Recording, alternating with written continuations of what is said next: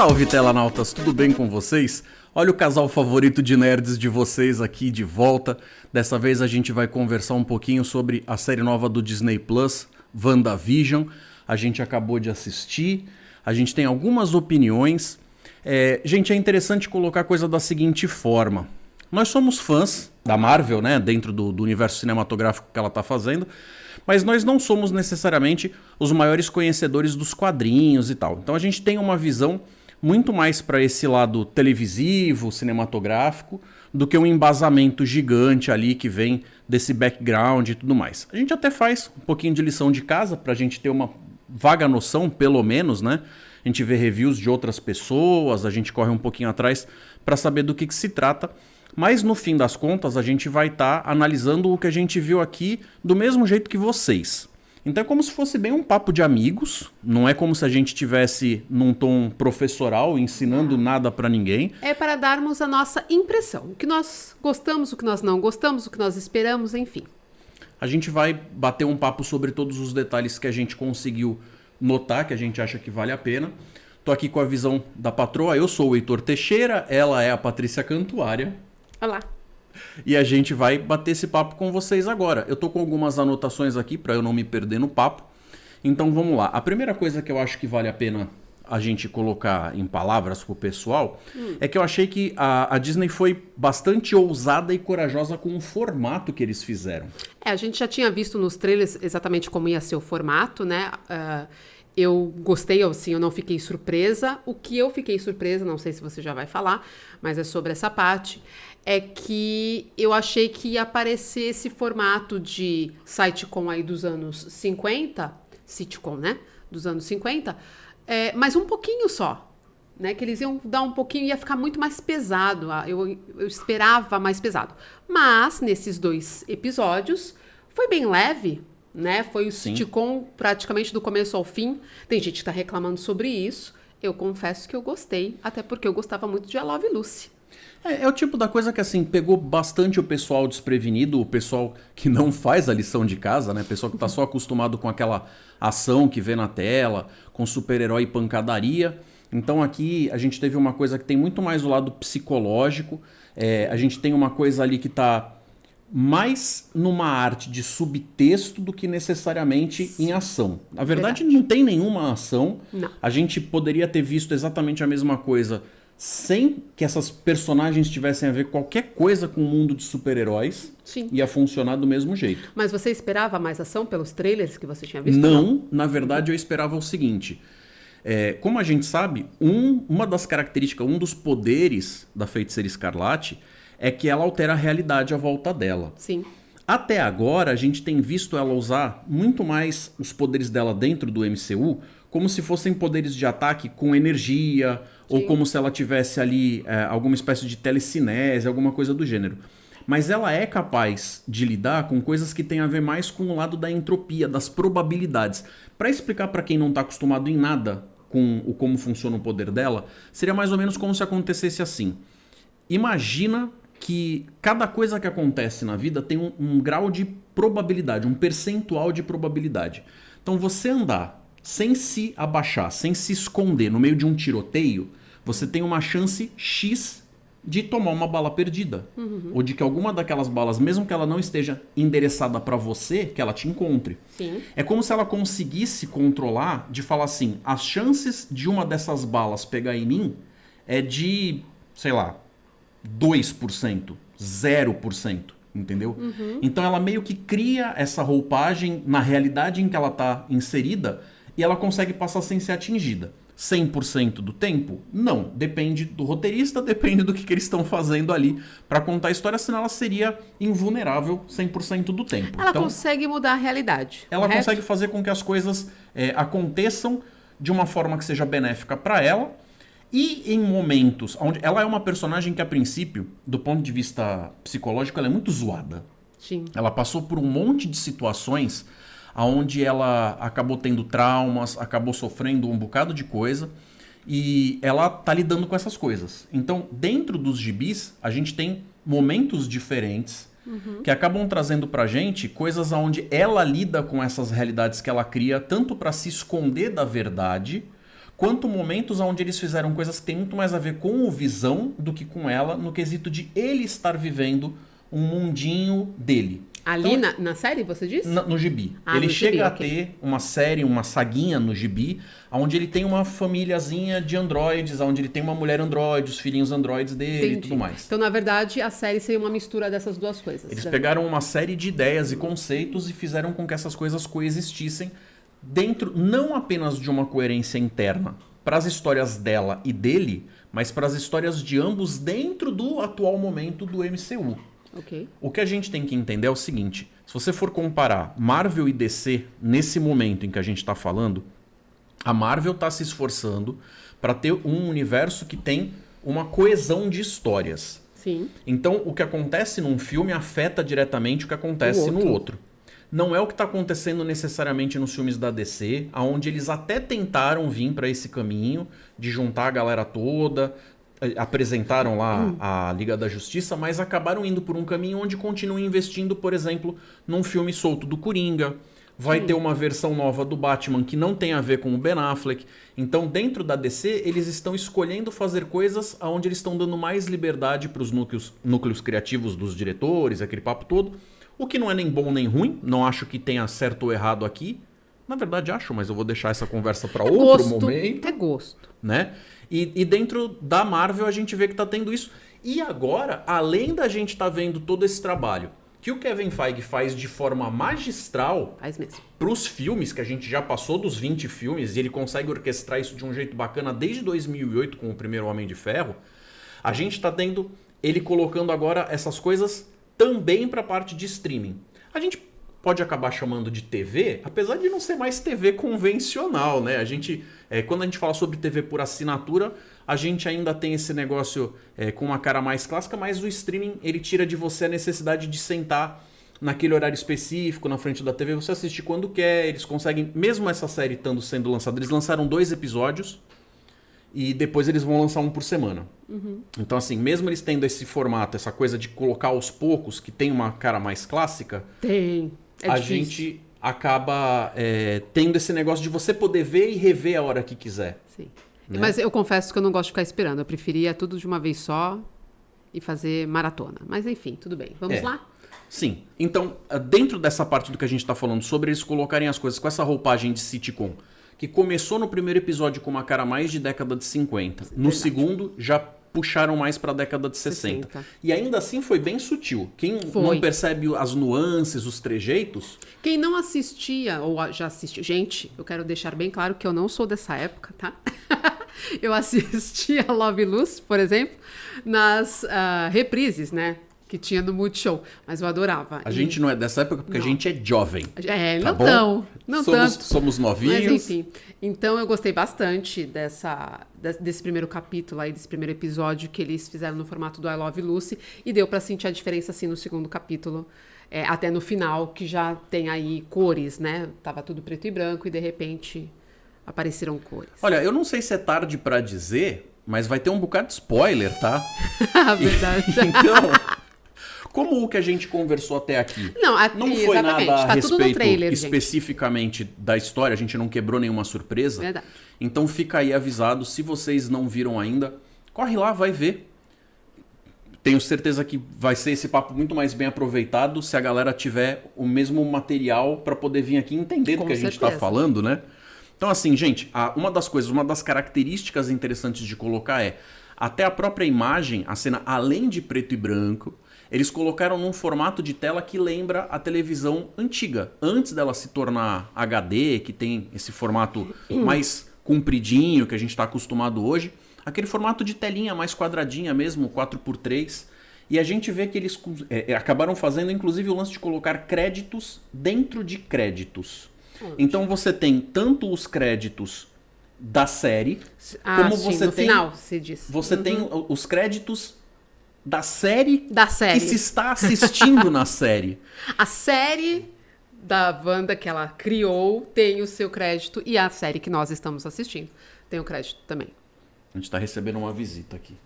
A gente tem uma visita aqui que é um ossinho. Vai lá, filho. É o mascote. Então, Por que isso é importante? De falar esse negócio de a série dentro da série.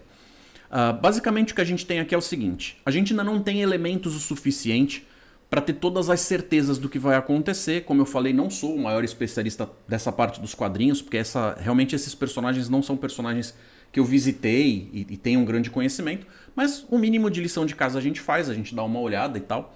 Então, assim, até por eu ter falado que essa personagem lida com o papo de criar realidades para ela meio que se esconder daquela verdade meio amaldiçoada que tá em volta dela, de todos aqueles traumas e dramas e tudo mais. Vamos lembrar os traumas, então? Vamos lá. Primeiro, ela vem de um país chamado Sokovia, na versão do MCU, que foi bombardeado por causa da tecnologia armamentista da Stark Industries, ou seja, do próprio Tony Stark. Por causa dele, eles foram bombardeados lá, perderam os pais, aquele negócio todo, ou pelo menos a forma como ela se coloca como tendo sido desligada da família. Sim. Só tinha ficado ela e o irmão, o Pietro, que também eles chamam, na época eles não tinham o direito de chamar de mutante, então eles chamavam de especiais, né? Aquela galera que tem um quê a mais. Eu não lembro exatamente o termo que eles colocavam lá, mas como se eles tivessem aquele pozinho de pirlim-pim-pim em cima deles. Poderes, eles tinham poderes. Eles tinham poderes, eles eram diferentes. Então, assim, teve isso, teve a própria abdução que foi feita por parte da galera da Hydra, que quem prendeu eles para tentar tirar proveito dos poderes deles, né? Tentar fazer com que eles se tornassem armas na mão desses bandidões, desses vilões e tal. Tem o lance de quando eles acabam sendo liberados dali e acabam meio que fazendo parte da patotinha. Começam a entrar ali no Começam a entrar com a galera dos Vingadores, né? Está com a galera do bem. Isso é uma coisa clássica de história de super-herói. Você coloca eles pra brigar e depois eles ficam amiguinhos e vão resolver as coisas e tal. A gente sabe que foi assim com o Wolverine, com o Hulk, com mais meia dúzia por aí. Então, a partir do momento que eles estão juntos, no mesmo filme que basicamente eles são apresentados, o irmão dela já é cravejado de bala e já vai pro beleléu. Depois ela acaba meio que naquelas de fazendo amizade com o Ultron, que é um ser artificial. Se ele é um ser vivo ou não é uma outra conversa, né? A gente tem margem para poder ter esse lado mais metafísico aí, do ser é válido como uma forma de vida ou não. Mas eles acabam juntos. Ao longo dos próximos filmes a gente vê que isso acontece até de uma forma mais sutil. Eles não simplesmente declaram que tem um relacionamento entre eles, mas isso vai se aprofundando e aqui tá bem óbvio que eles são um vê casal. Crescer, né? Na verdade, você vê crescer nos filmes a relação deles. Na saga das Joias do Infinito, pro Thanos conseguir ter a manopla cheia, acaba tendo o esquema todo de arrancar a pedra da testa dele. Ela tenta, né, numa parte onde ele fala, não, mas não deixa ele vencer. Ela primeiro destrói a pedra. Então ela meio que é forçada a viver um momento onde ela é obrigada a matar meio que o amor da vida dela. Sim. E aí o Thanos, que tá com a joia do tempo, fala não. E ele reescreve. E aí depois ele mesmo vai lá e arranca a pedra. Então assim, você vê que vai acumulando esses momentos onde as coisas vão sendo sempre motivo de perda e tudo mais. Então aqui ela estaria fazendo essa roupagem de uma vida artificial pra caramba, com esse American Way of Life, Sim. né? Onde, em teoria, os personagens são todos bobinhos, os problemas acontecem e criam os problemas da trama do episódio que estão acontecendo ali. E quando eu digo episódio, a gente está falando das séries clássicas mesmo, das coisas que a gente viu, que não dá pra dizer que essa daqui é uma forma deles falarem da série tal, tipo Dick Van Dyke, ou como se eles estivessem falando especificamente de I Love Lucy. Não, Eles estão falando sobre várias, eles pegaram um jeito de fazer. Em alguns momentos até fica muito parecida com a própria A Feiticeira, né? Mas tem vários trejeitos de outras séries. Eles falam, né? Eles fazem homenagem a várias séries. Dá pra perceber. Mas eu vou comentar aqui algo. Ela, como personagem, nos filmes, porque, de novo, eu não li os quadrinhos, só os filmes eu tenho como referência. Não era uma personagem que me agradava muito. Não é que eu não gostasse dela, mas ela não me chamava muito a atenção, confesso. Talvez ali no meio de tanta ação, de tantas outras coisas, e olha, por ela ser uma personagem feminina, eu lembro de uma cena que ela fez com as outras, de Girl Power e tudo mais, mas não era a personagem feminina. Ela não tinha ganhado destaque o suficiente ainda. Então, ela não era a personagem feminina que mais me agradava, ou que se destacava pra mim. Uhum. Agora, com a série, eu já a vejo de outro modo, porque você vê aí todos esses traumas que você falou. Não é que a gente não tinha visto, pelo menos eu sei que isso tudo estava lá, mas talvez eu nem tivesse percebido ou tomado consciência de tanto trauma que esse personagem teve antes da série. Então, é muito mais fácil você se identificar com um personagem que sofreu e ela está tentando se desligar daquele mundo. Quem é que não assiste televisão, entenda a televisão como streaming, YouTube, né? Exatamente, como escapismo, para fugir daquela realidade, para fugir do seu problema. Que é o que ela tá fazendo, né? Ela tá pegando a referência aí de sitcoms que provavelmente ela assistiu para criar, já que ela tem esses poderes, para criar um mundinho dela e ficar ali. Agora eu lhe pergunto, você acha que ela tem consciência que ela está criando aquilo pelos 2 episódios? Por enquanto ainda é cedo pra gente ter essa noção de se estão obrigando ela a passar por isso ou se ela tá fazendo isso de forma voluntária. Okay. Mas o que a gente vê é, de qualquer forma, dentro do episódio que a gente tá assistindo, você vê que a coisa varia entre ela tá mantendo a atenção dela nesse mundinho bobinho, onde ela lida com coisas que são super importantes naquele mundinho bobinho que tanto faz como tanto fez. Então é como se ela estivesse se protegendo. É quase como se fosse uma coisa assim. O maior problema, o problemão que ela tem lá dentro é um probleminha besta de desentendimento, de falta de comunicação besta aqui pro mundo de fora, então ela estaria no lucro. É lidar com o ser dona de casa, né? É, assim, as coisas que ela tem que fazer é o conseguir se comunicar bem com o marido, é lidar com a visita do chefe, aquele negócio todo. Mas você vê que a coisa, ela varia entre os momentos em que ela parece estar mais lúcida. Sim. Então, assim, de vez em quando você vê que acontece alguma coisa como se o cenário, o mundo ou algo externo tivesse provocando ela para falar, então, tem problemas aqui, mas não são só os probleminhas que o roteirista desse mundinho televisivo que é você, no criado. Caso, né? É, a gente tem que lembrar que todo mundo ali dentro, talvez, se for criação dela, é ela. Até ele. Porque ele morreu. Lembra? Sim. Então, assim, mesmo ele seria, teoricamente, possivelmente, a gente tem que analisar isso mais pra frente quando a gente tiver mais peças nesse quebra-cabeça, são partes da psique dela que tá tentando absorver e entender esse mundo em volta. Mas você acha que são todos os personagens que são ela? Porque eu fiquei na dúvida, confesso, entre a vizinha e aquela nova personagem que aparece no 2º episódio, que eu não lembro, já falei, né, gente? Sou péssima com nomes. Mas tem a vizinha, que fica mais amiga, e a outra vizinha também, que mais você entende ali que é uma comunidade, que aparece e se apresenta para ela no 2º episódio, né? Essas duas ali chamam um pouco mais atenção porque parecem personagens mais conectadas com o que está acontecendo do lado de fora, que são essas consciências aqui que você falou que ela tem, como, por exemplo, do helicóptero, né? Assim, se a gente for ver, não são realmente só essas personagens que provocam ela. Não. Que fazem o esquema de vez em quando, lembrar ela de que ela não faz de conta. Então, assim, tem momentos em que eles escutam sons que eles não sabem direito o que está acontecendo. Tem momentos onde algumas perguntas são feitas em que eles têm vidas pregressas antes de estar nesse mundinho de faz de conta. E eles aqui. Não lembram. E aí eles não sabem explicar, porque eles não tiveram talvez o tempo de criar essa parte da historinha, porque nessas séries nunca se tocava nesse assunto. É verdade. Eles já começam vindo ela vestida de noiva. Mas quando vocês casaram? Quando é o aniversário de vocês? Quanto tempo vocês estão juntos? Qual é o trabalho? Mas engraçado, né? Porque se ele é criação dela, ele se indaga muito o Visão.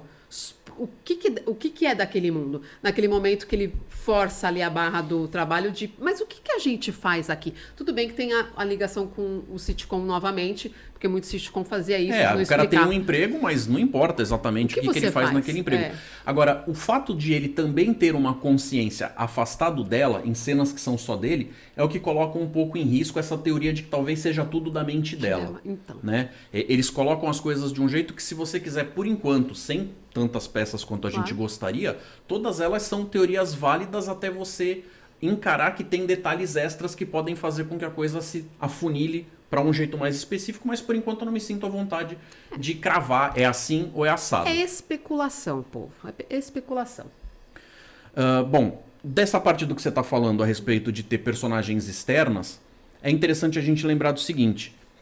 A vizinha dela, por exemplo, ela tem algumas características que algum pessoal que tem feito os seus próprios reviews e comentários e tal, tá meio que apostando que talvez seja uma das personagens dos quadrinhos, que era uma bruxa, que teria sido uma das pessoas que meio que serviu como uma espécie de mentora para ela. Então aí ela não seria da cabeça dela. Transitava entre ser talvez uma espécie de vilã, talvez uma espécie de personagem que tá ali para mover a história para frente. Entendi. Faz sentido, porque como eu falei, tem uma hora que ela vai encontrar com ela ali na casa e ela fala assim, estrela do show. Como se ela soubesse que aquilo é um programa. Eles parecem bastante autoconscientes nesse sentido, né? Então alguns dão umas pistas. Ela é uma das que mais dá. E, falando na mesma vizinha, esse eu lembro o nome, porque ela repetiu tanto que eu lembro. O tal do Rolf, que é o marido dela que nunca aparece. Acho que aí tem. Isso também era uma coisa... Era uma ideia recorrente dessas séries, onde às vezes você tinha um personagem que não fazia parte da série. Era alguém que um dos personagens falava sempre no telefone, ou que estava terminando de falar antes de virar e entrar na cena. Você sabe que essa personagem existe, mas ela não está presente. Sabe quem também não estava presente? Não. As tais crianças. Que eles falam tanto a respeito do lance lá, quando no segundo episódio tem aquela loira... que basicamente a pessoa que molda os destinos da galera ali, como se fosse a Dondoca Amor, eles estão fazendo... O negócio gostou, né? Gostei do Dondoca Amor. Eles estão fazendo aquele negócio lá de como se fosse uma espécie de show de talentos. Sim, parece que é meio que para arrecadar fundos e tal. Para as crianças. Mas não tem criança. Nenhuma criança ali. Então você vê até nos jornais que às vezes aparece, por exemplo, na mão do Visão, ou na mão do vizinho, ou do patrão, ou seja lá... Eles acabam colocando certas dicas que teve gente que se deu ao trabalho de pegar o frame, o negócio tá de cabeça para baixo, a pessoa inverteu, foi ler o que tá escrito ali. Então tem essas pistas, essas dicas de que eles já estão falando sobre crianças e tal. O que eu ia dizer é o seguinte, eu pensei nisso e pelos reviews que a gente viu, parece que o povo aí concorda. No final desse segundo episódio, o spoiler more, ela está grávida.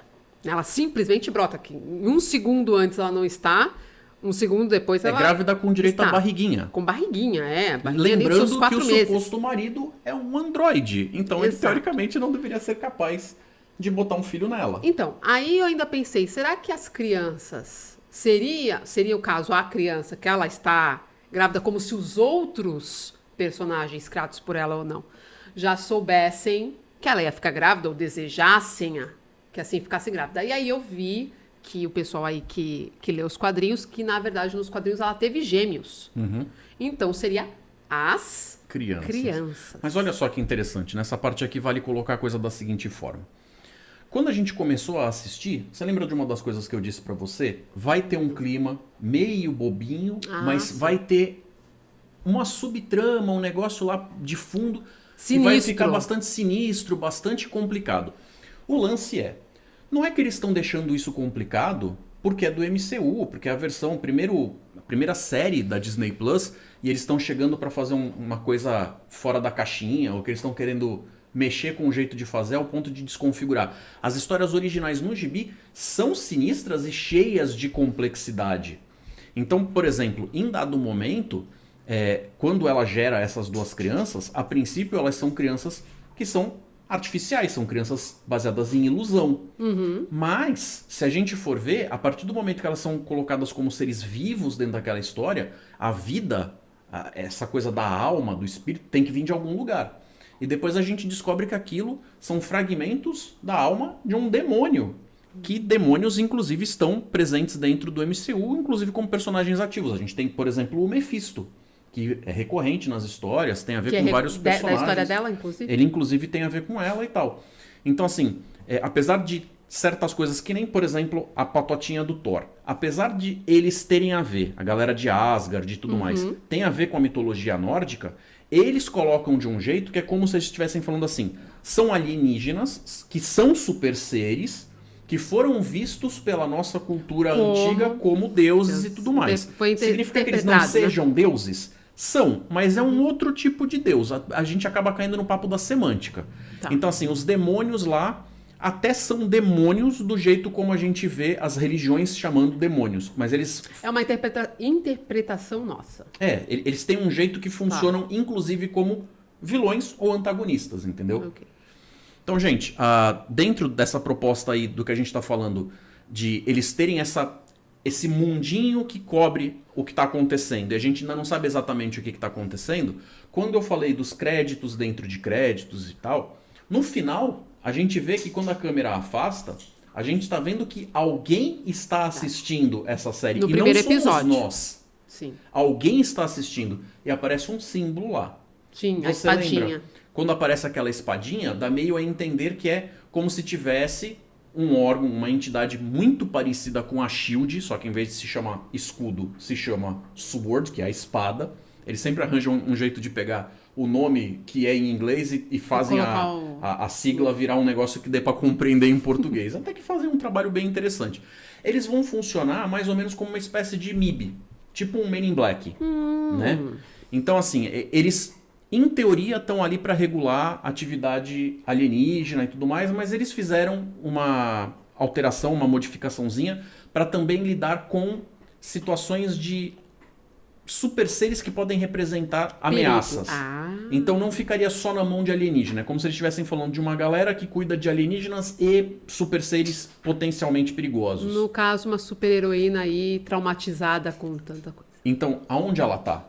Eu não sei se ela tá numa instalação, Talvez. se ela tá numa realidade completamente fora da nossa, se ela tá numa estação espacial. A gente tinha visto o Nick Fury no espaço, numa estação que era da SWORD. Então, assim, como eu falei no começo, o Kevin Feige tá fazendo o possível para ligar, conectar. Para conectar tudo. Então, nada que tá lá tá de graça, nada que tá lá tá de bobeira. No fim das contas, o que a gente está tendo aqui é uma coisa que vem com essa cara bem bobinha, com essa cara de contar algo despretensioso, que despretensioso não tem nada. Se você pisca, você perde. Se você acha que você está assistindo um troço ali em preto e branco, numa tela quadradinha, que lembra uma série antiga, você está perdendo todas as dicas que estão sendo dadas. Inclusive, uma coisa interessante da gente colocar é o papo da fotografia. A forma como eles filmam o que está acontecendo ali. No começo, você vê eles filmando a coisa com uma cara muito mais com cara realmente daquele negócio de show de plateia, com claque, que a câmera é mais fixa. Quando a situação vai ficando mais séria, a câmera vai ficando mais livre, vai ficando com uma cara mais com cara do que a gente tem na produção moderna mesmo. Como no caso ali da mesa, né? Quando o chefe do Passa mal, Visão engasgado. começa a perguntar muito para ela ali o que está acontecendo, e ele começa a engasgar como se ela estivesse fazendo ele se ela engasgar, dá uma piscada né? assim, sutil, mas você vê que ela teve uma influência em cima. Teve. Do mesmo jeito que no segundo episódio, a Dondoka Amor acaba começando a enfrentar ela e se corta com um copo. Sabe o que me chamou a atenção? O sangue, quando ela se corta, É vermelho. É vermelho, está com cor, não está preto Sim. e branco. Eles E ela é estão uma colocando... das que indaga ela bastante, tipo, quem vocês são, né? Eu já ouvi falar coisas sobre vocês. Então, o que seriam essas coisas, né? E você também quer falar? Então, você fala. você achou o que, da que você WandaVision? achou? Você também assistiu. Hein? O que, que você achou? Não gostou? Não tinha ossinho, ela não gostou. Acho que ela não tem bons argumentos. Mas de qualquer forma, a cor, ela tá presente ali para dar algumas dicas. Por enquanto a gente ainda não tem a forma de construir todas essas dicas para saber exatamente do que se trata, mas ela já apareceu no vermelho daquele LED da torradeira.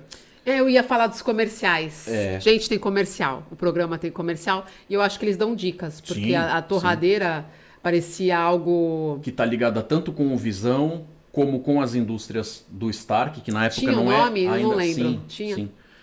Falar a respeito do pense no futuro, abandone o passado. Verdade. Tem toda uma série de pequenas dicas. Quando aparece aquele relógio, por exemplo, aparece o símbolo do relógio. Até tá então, escrito dentro isso. dos comerciais, a gente vê que tem um pouco desse negócio também, de eles estarem colocando uma fonte extra de informações com aquele negócio todo. Pistas, né? Pistas. Você reparou, eu não sei se você vai concordar comigo nesse sentido, mas pelo menos se você reparou, que em algumas cenas, quando eles começam a se descolar um pouco daquela realidade artificial de sitcom Quando ela começa a perceber que algo está rolando. A cena começa a ser gravada com um jeitão um pouco mais David Lynch. Em dados momentos, você vê que eles fazem o negócio com uma dramaticidade que também bebe um pouquinho no surrealismo ou num realismo meio confuso, ambíguo.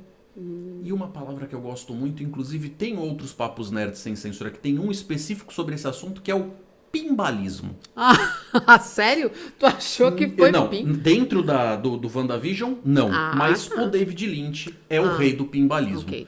Então você vê que tem alguns momentos em que realmente rola esse esquema deles fazerem uma cara ali de forçar uma cena, um drama, alguma coisa, como, por exemplo, o apicultor, que aparece lá no final. Estranho aquele apicultor, né? Fala pra mim que o negócio não tem a ver com David Lynch, cara. Realmente, o Bota apicultor... aí no comentário se tu concorda comigo ou não. E aí você vê justamente esse negócio dela alterar a realidade, quando ela vê aquela cena e nas costas dele tem o símbolo da espada. Ah, eu não percebi.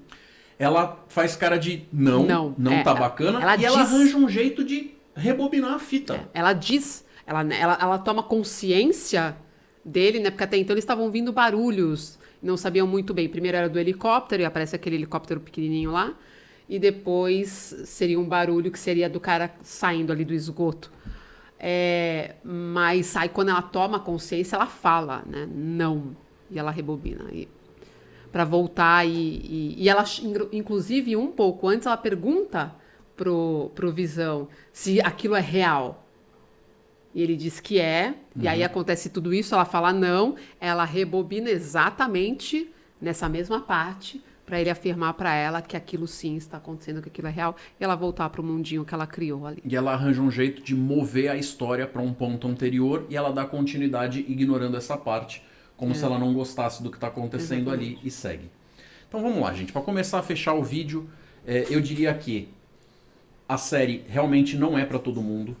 A pessoa que está acostumado com outro ritmo narrativo vai chegar aqui, provavelmente ou não vai entender, ou se a pessoa entender, ela pode simplesmente não concordar, não gostar, pode preferir não embarcar nesse trem, porque é muito quebrado com o que a galera tá acostumado de filme de super-herói. Ah, gente, mas eu penso assim, você é fã da Marvel, você é fã das histórias, os próprios filmes tinham alguns formatos diferentes, ritmos diferentes, né? O Thor Ragnarok, por exemplo, é mais comédia, né? Mais voltado ali pra comédia. O do Doutor Estranho é totalmente diferente. David Lynch, eles estão talvez? colocando uma diversidade grande ali, né? Mas assim, Então, ainda dentro disso, eu acho que eles conseguiram colocar uma narrativa bastante simpática. Sim, conseguiram eu gostei fazer a coisa de um bastante, né? jeito que passa o tempo com facilidade, rápido, você se diverte.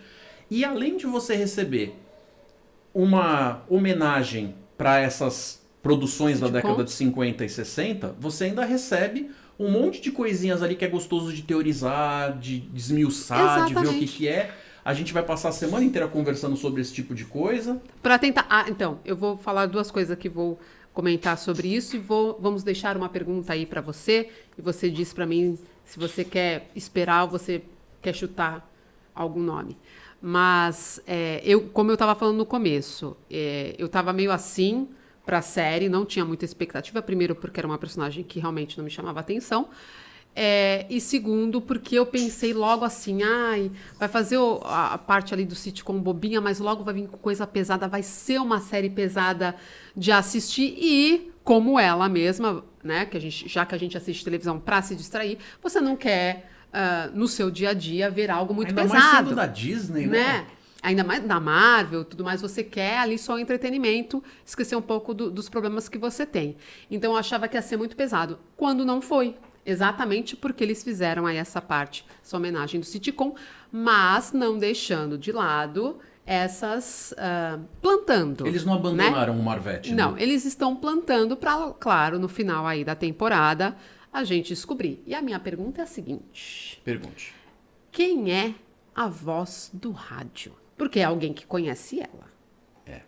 Pelo menos eu entendi, né? Tá ali, Wanda, você consegue me ouvir? Onde você tá e tudo mais? Bom, assim, a princípio, digamos que ela esteja lá numa instalação, que ela esteja talvez na estação espacial da entidade Espada, né? Ela talvez esteja passando por um momento onde ela esteja desacordada ou algo do gênero. Pode ser que alguém externo, talvez amigo, esteja tentando alcançá-la. Eu não reconheci a voz como sendo de alguém que a gente já esteja acostumado, talvez seja um personagem externo, mas a princípio, como quem estava lá, o mais bam que estava lá, era o Nick Fury, talvez tenha a ver com ele, não sei. Agora, tem a ver com o lado dos bonzinhos? É alguém que está tentando ajudar? Ou justamente o contrário? Pode ser, mas vamos pensar que é o bonzinho. Qual seria a próxima série depois do Wanda? Eu acredito que seja a do Soldado Invernal e do Falcão. Então, eu pensei em algum dos dois. Será? Não que eu tenha reconhecido a voz, mas sabe assim, para ligar uma série na outra? É possível.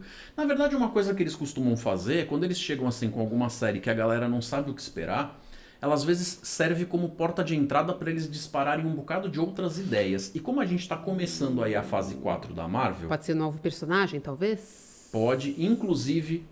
Pelo que eu andei vendo, essa moça que entra no segundo episódio, que acaba sendo amiga dela e tudo mais... Que se apresenta. Ela pode ser a Mônica Rambeau, né? Filha daquela personagem que teria sido apresentada criança lá no filme da Capitã Marvel. Não sei, não tenho certeza, não corri atrás desses detalhes pra ver nome de personagem gente, e tal. Aqui especulação Apesar novamente. de terem dado outro nome, a Geraldine, né? Não sei. Deu Geraldine. Eu gostei, eu acho que vale a pena, vale o seu tempo. Assista se você não assistiu e vem aqui comentar, especular junto com a gente.